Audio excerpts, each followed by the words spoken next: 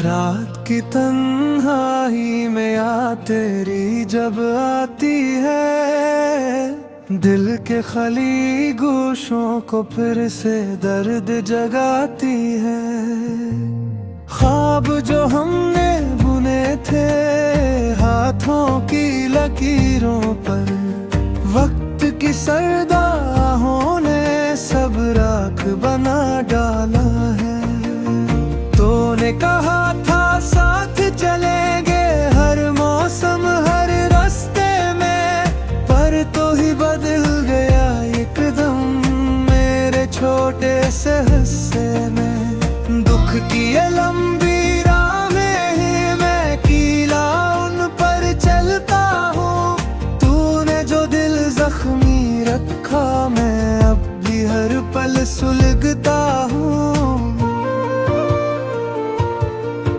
मेरी आँखों की नमी ने तेरे जाने का किस्सा लिखा, जो लम्हा तेरे साथ कटा था वो भी रो कर मुझसे बिछड़ा।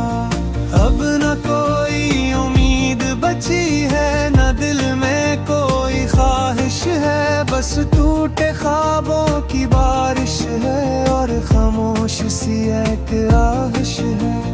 काश तो समझ पाता मुझको का जरा ठहर जाता तू, दिल की दुनिया उजड़ न पाती हम दोबारा जुड़ जाते यूं।